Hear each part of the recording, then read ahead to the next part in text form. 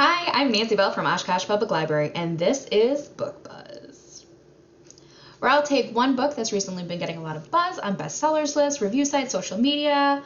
I'll break it down into definable elements, and then I'll suggest 3 books that have similar themes, writing styles, characters, and overall general vibes.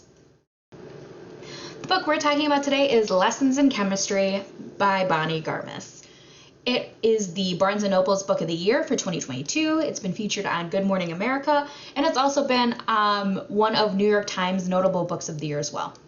And it is not a romance. I am actually guilty of thinking that this was a romance or at least a relationship fiction book based on the cover, as well as the quote, "two chemists with major chemistry," that's usually in summaries somewhere. It is actually a satirical fiction as well as a plea for rationalism and gender equality, which makes it perfect for March being Women's History Month.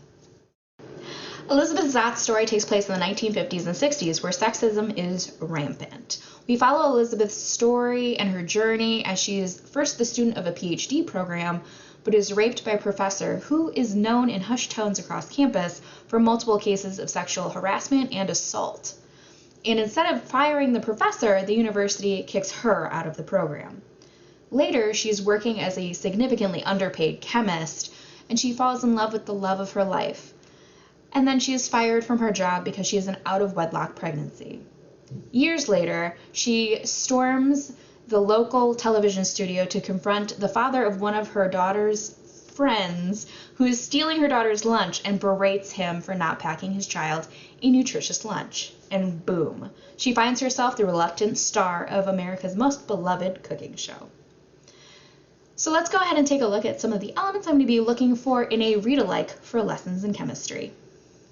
Okay, so first up, we're looking for a historical fiction. This takes place in the 1950s and 60s, so our read-alikes don't necessarily have to take place during that time period, but it does have to take place at least 30 years prior to today. This, again, it's a satirical fiction, and it's with this sardonic tone. It's really cynically mocking the themes we see of gender roles and sexism of the time period. So if we can find something a little satirical, maybe a little sardonic, hopefully with the easy themes of gender roles and sexism or feminism. We're also looking for heartwarming / uplifting tone or vibe as Elizabeth continues to fight against those stereotypes as our strong female protagonist. So let's go ahead and take a look for some read-alikes, and let's talk about them. So first up, we have Her Hidden Genius by Marie Benedict. For those of you who don't know my background, my undergraduate degree is actually in biological sciences, so this story really hits home for me personally. In the 1940s and 50s, DNA was still quite a bit of a mystery, and there was a race to figure it out. You might remember from your high school biology class the names Watson and Crick, while maybe Rosalind Franklin was probably a bit more of a footnote in your textbook. In Benedict's novel, Rosalind Franklin finally gets her due, and in an environment of harassment and bullying, she stays true to her methodical research practices and refuses to let competition or fame get in the way of good science.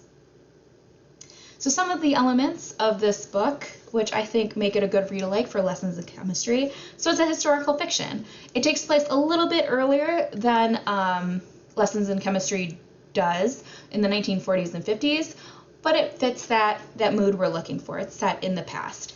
It also almost has a direct link with women scientists, where Rosalind Franklin is working in biology as opposed to Elizabeth, who is working in chemistry. It does have those themes of gender roles and sexism, misogyny in the workplace. It's really character-driven. We're completely focused on Rosalind Franklin and her story and what's motivating her, and her actions as a strong female protagonist. This book does get a little bit more into the nitty-gritty of like the data and the science than Lessons in Chemistry does, but I think if you are more focused on the actual science of it, you'll be very interested, and it's a great read-alike if you enjoyed Lessons in Chemistry. For our second read-alike, we have Serena Singh Flips the Script by Sonia Lally. Can women really be happy if they're not married with kids? Serena is so tired of people telling her that she needs traditional domesticity to have a happy life. She's a successful creative director with a happy, casual relationship and a close relationship with her sister. But when her sister Natasha gets married and announces she's pregnant, the loss of this central friendship disrupts her equilibrium.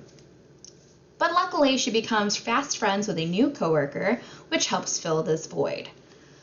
Then an ex-boyfriend reappears in her life and strains her relationships, and Serena really needs to dig deep to handle long-avoided issues to fix the situation.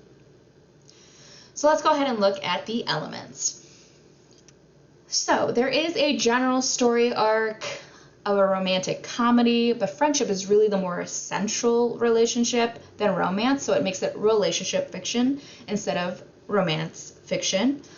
It's also really funny and heartwarming, and although it's not quite as cynical in tone as Lessons in Chemistry, it does have that heartwarming element of, our strong female protagonist continuing to fight the good fight for her own happiness.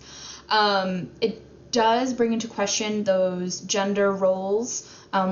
It focuses more on family expectation as opposed to society. And it also brings up the question of success. What does it really mean to be successful as a woman in this? And so for those reasons, it has all of the similar elements that would make it a good read-alike. And for our final read-alike today, we have Park Avenue Summer by Renee Rosen.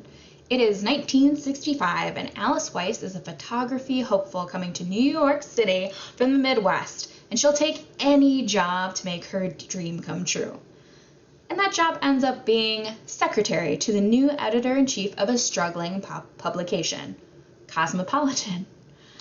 We follow Alice's struggle through office treachery, personal tragedy, and relationship woes, all while working under Helen Gurley Brown, the controversial feminist icon who transformed Cosmo from a dying magazine into a publication covering society's off-limit topics, including sex and birth control.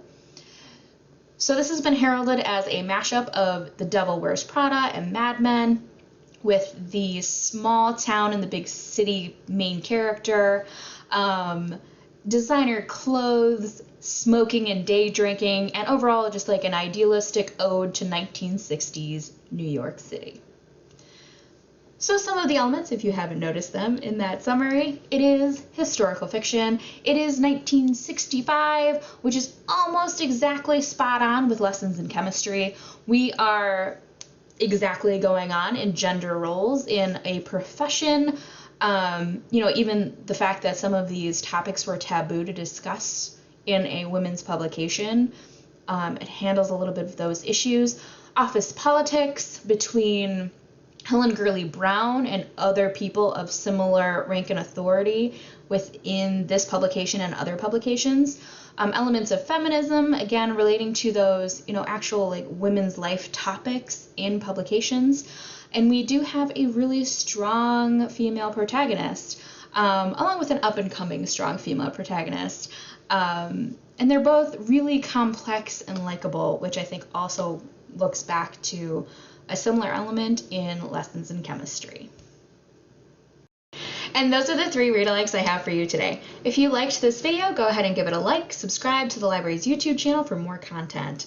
If you have any suggestions or questions, please leave a comment, or you can always get a hold of me at the library reference desk, which I'll leave a link to down below. Thanks so much for watching, and let's all get back to reading.